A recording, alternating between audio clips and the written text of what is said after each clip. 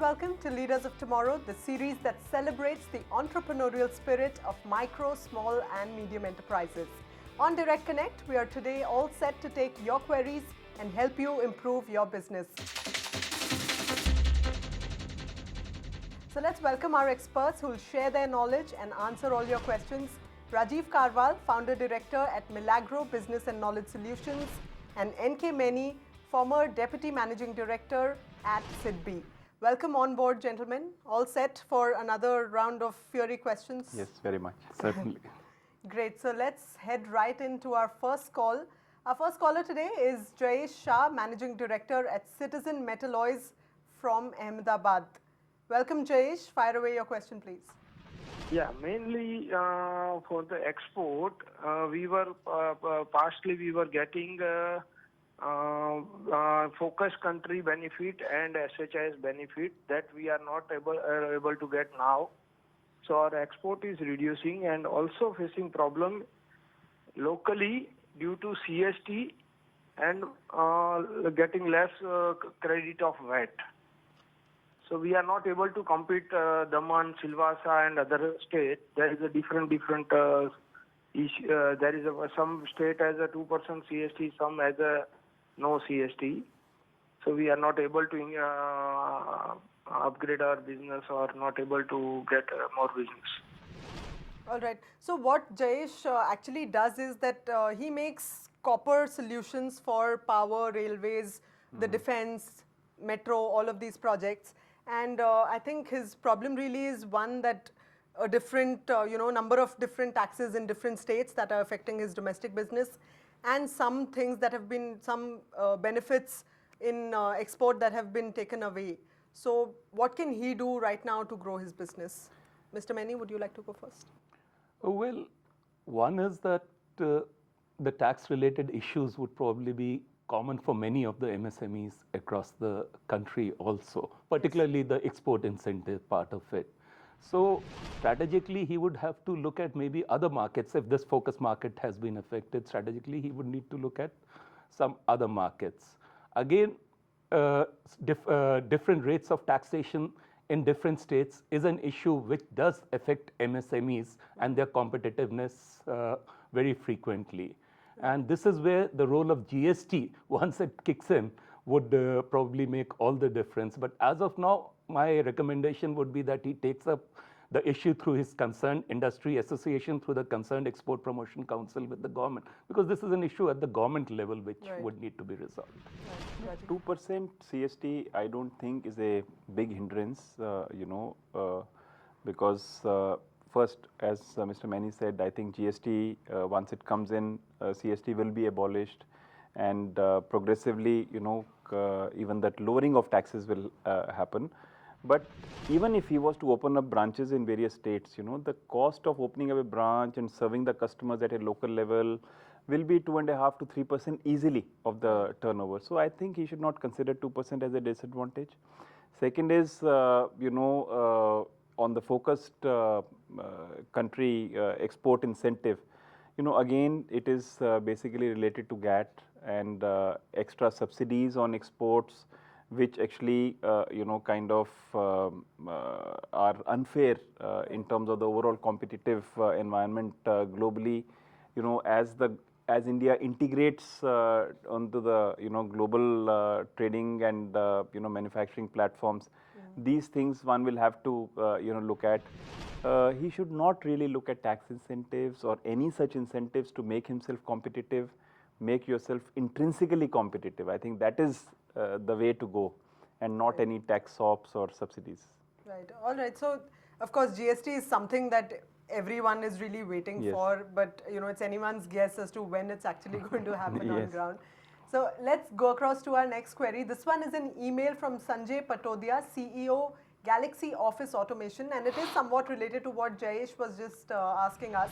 He writes, once the GST comes into existence, will documentation related to movement of goods from one state to another still exist, or will it get abolished? Will the government ensure free flow of goods in a smooth manner? Any of you want to answer? Ideally it should, but remember that industry is a state subject, And even in the last maybe couple of years, many states have erected certain entry barriers, especially with the booming e-commerce which is happening. So that the local brick and mortar retailers do not get affected vis-a-vis, for example, the e-commerce retailers, where someone sitting in Chennai can sell across any place and pay only the local Chennai tax, and if the taxation on that product is lower, the local seller in that market where the tax is higher gets affected. So GST definitely is one solution, and once GST comes in, I hope that there are no more entry barriers which are. Do you think the paperwork is going to be reduced? It will definitely. Even the empowered group of ministers which was debating this GST has been debating, or kind of now it's the final draft now. For the last maybe 8 to 10 years, they had contemplated on all such issues, and their advice was that yes, it is not possible for new. There should not be any new entry barriers. But let's see how it plays out on the ground. Mr. Maini? Yeah, well, actually, free flow of trade, commerce, goods, services, etc., is actually enshrined in Article 301 of the Constitution. It's Articles 302 to 304 which allowed some leeway to the states, because of which possibly some of the distortions in the tax system have arisen. So definitely, I think the intent of the government is to ensure the free flow of goods and services, with India becoming one common market as against 29 state markets today. And the paperwork is expected to come down considerably. Okay, I hope that cheers you up, Sanjay. Let's get across our next caller. This is Sharad Shetty, Export Manager of AVM Group. Go ahead, Sharad, ask your question. Sharad Shetty, Export Manager. In recent export trade policy 2020, the MEI system, government has removed the stationery items falling under this paper product exported to the country Puerto Rico. Due to this, our sales is drastically dropped, and we have developed a lot of business in Puerto Rico with great efforts, and it's finding very difficult for us to sustain. Moreover, the dollar is unpredictable, and we are finding it tough to book the new orders. What should we do?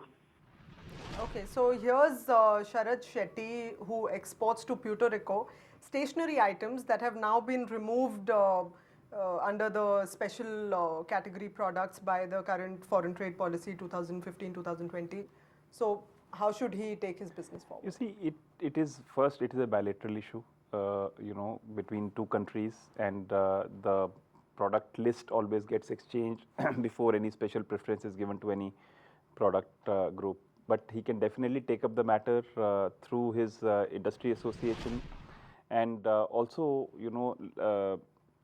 the entire zone, I think, is moving towards a free trade agreement with India.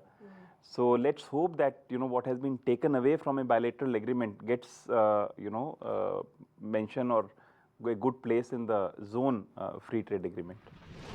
Mr. Maini? Well, the second part of his question related to the rupee dollar movement, basically. So as of today, I think the movement is only favorable to the exporters. So he has no problem. But I would always recommend hedging to MSME exporters, because that is the only way they can ensure that they are receiving whatever is due to them.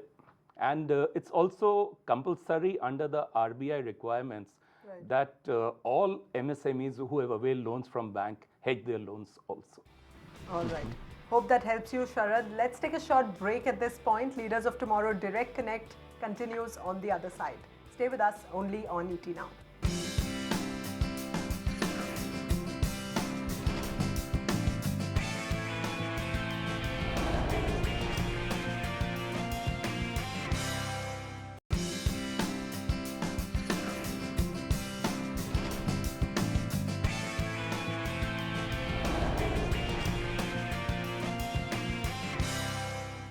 Welcome back to Leaders of Tomorrow Direct Connect. It's that day of the week when our experts solve all your queries. So let's connect with our next caller. We have A.S. Balaji Prasad joining us from Bengaluru.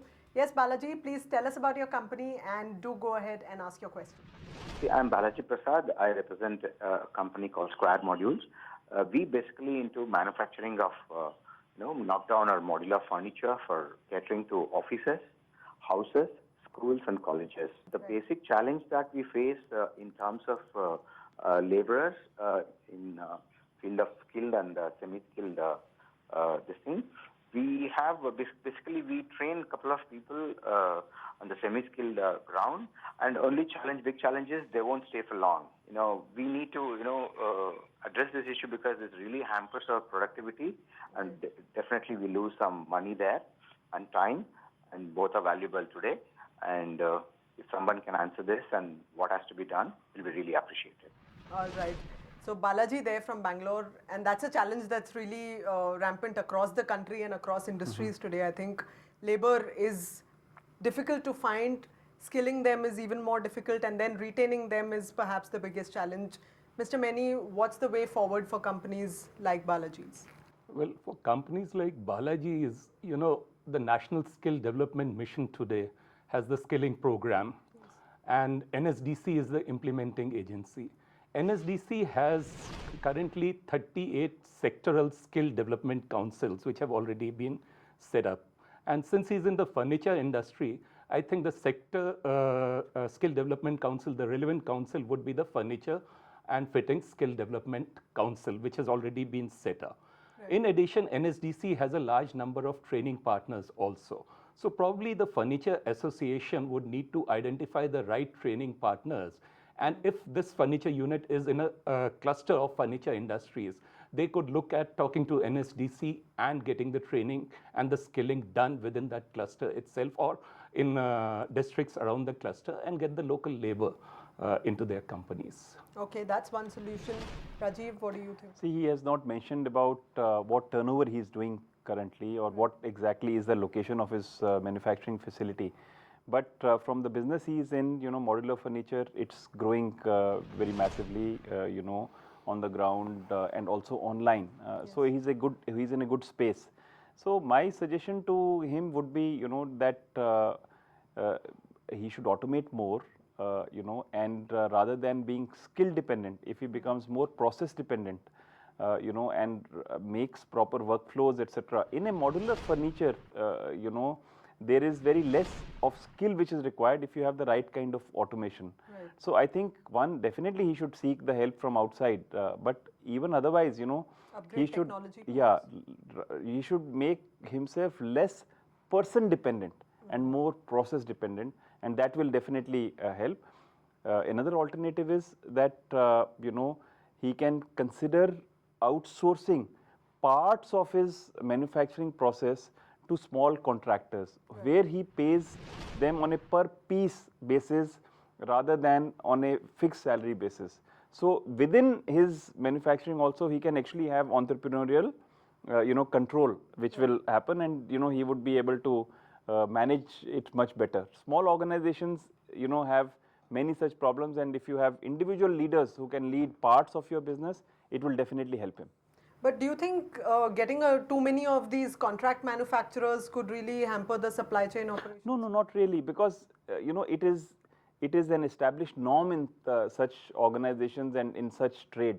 Right. Because furniture trade was always very unorganized, and now only it is starting to get organized where large factories are actually coming up. So small time carpenters, etc., they would take up turnkey projects, or they would take up part of the projects, because the process of furniture making I'm very well aware of. I'm sure it can be outsourced. All right, so that's some sound advice for you, Balaji. I hope that helps you. Next up, there's Sudhir Gupta, Managing Director of Advanced Hydrotech. He's on the phone line with us from New Delhi. Hi Sudhir, what does your company do and what's your query for us today? I am Sudhir Gupta, MD of Advanced Hydrotech Private Limited, Delhi. We are engaged in the manufacturing and exporting of scrap recycling machines from India since last 40 years. My question to the expert would be, how do I reduce my interest cost when I have an export component in my sales? What do I do with the banking so that my interest is reduced? Okay, Mr. Many. Well, as far as export credit is concerned, there is already an element of subsidy built into the model from the commercial banks. So he should get covered under that, basically, I'd say, under the interest subsidy or interest subvention scheme for exports. Okay, Rajiv? You know, basically, if he is doing well, growing well, and the cost of money outside is much cheaper, so I'm sure that through some bank advisors or some consultants, he can also look at raising money from outside, foreign loans at much cheaper interest rates. So this can be a very good possibility, especially if his business is doing well for the last 40 years. We have another query, and this one is on Facebook. That is quite similar to one that we heard earlier on talent. This is from Ramalingam, co-founder of Science Hopper. He writes, our business strengthens the science teacher's delivery in the classroom. We provide content design, material and workshops, and also training for science teachers. We also provide a science coach who monitors the delivery on designated days. From a long-term perspective, what would be the appropriate talent pool for the science coach role? Should we opt for freelancers who will have a variable cost but may be low on availability, or should we opt for full-timers who will have a high fixed cost but have better quality and be available much more frequently?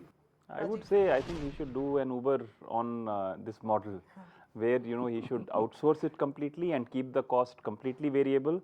Bring in rating of the coaches from the teachers whom they are coaching, and slowly the better ranked coaches will start to get better return for their efforts, but still it will be completely variable for them, and the lower ranked ones will get lower. So it will make a beautiful model, and in fact he can go beyond just science teacher coaching and into other areas also if his fixed costs are lower. Right, but don't you think that even having the option of poor quality teachers should not exist here? No, actually what happens is that unfortunately if he's a small organization, for him inside his organization to certify, to check, etc., will not be really, it will make his organization high cost, Right.